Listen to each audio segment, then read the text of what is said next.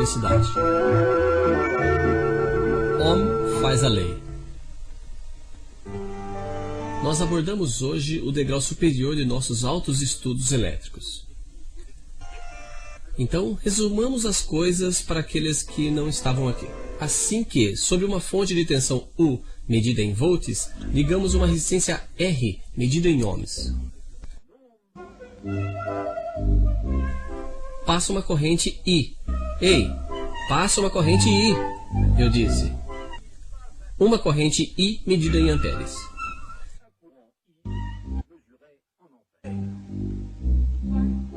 Ok, está certo. Sabemos bem que os elétrons vão do menos ao mais, mas o senhor que havia descoberto a eletricidade não conhecia ainda os elétrons.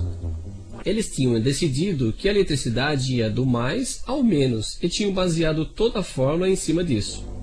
Como nós guardamos a fórmula deles, nós guardamos também o sentido convencional da corrente que eles tinham escolhido. A corrente é a mesma em todo ponto do circuito. Do contrário, isso não seria um circuito.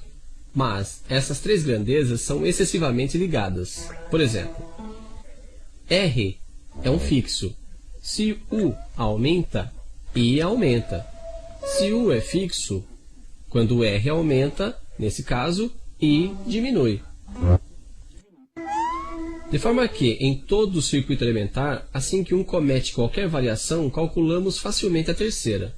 Isso graças a um pequeno jogo de construção, simplesmente, que nos permite encontrar todas as fórmulas que precisamos.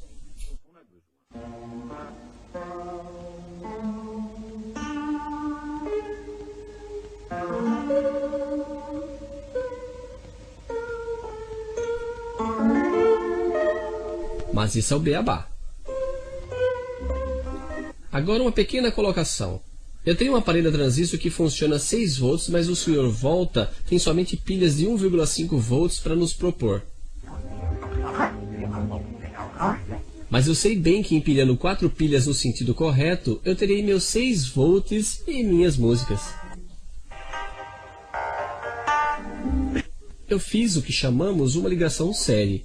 As tensões dos geradores se juntam. Se eu colocasse minhas pilhas dessa forma, nesse caso, as tensões não se juntariam. Isso é o que chamamos de ligação em paralelo ou em derivação. Série ou paralelo são os dois modos de ligar geradores em um circuito. Quanto à resistência, é exatamente igual. Há dois modos de ligá-las, em série ou paralelo. Em série, elas se juntam. Em paralelo, bem, nesse caso veremos. Duas resistências de 6 ohms, por exemplo, colocadas em séries em um circuito, dá um total de 12 ohms. E ainda sob 6 volts, passará uma corrente de meio ampere ou 500 miliamperes, se você preferir.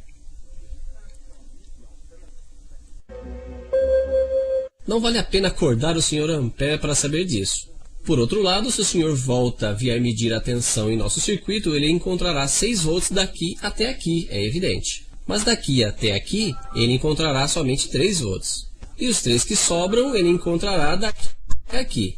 Moral da história, duas resistências iguais em série dividem a tensão por 2. Isso porque nosso truque continua valendo entre os dois pontos quaisquer de qualquer circuito. E as tensões nos terminais, como as chamamos, das duas resistências iguais, percorridas pela mesma corrente, são, evidentemente, iguais. E agora os paralelos? Se nossa resistência de 6 ohms em 6 volts deixa passar uma corrente de 1 ampere, é possível supor que duas resistências de 6 ohms em paralelo deixarão passar uma corrente de 2 amperes por elas duas. Dessa vez o Sr. Ampere pode vir nos confirmar. Em série, duas resistências iguais compartilham a tensão. Em paralelo, elas compartilham a corrente.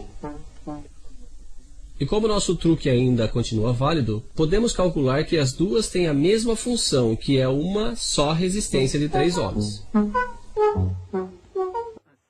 Assim, quando duas resistências iguais são colocadas em série, elas fazem uma resistência total de 2 vezes maior. Colocadas em paralelo, elas fazem uma resistência equivalente de 2 vezes menor. E quando elas não são iguais, o que vocês farão em sua opinião? Você talvez encontre a resposta daqui até a próxima aula.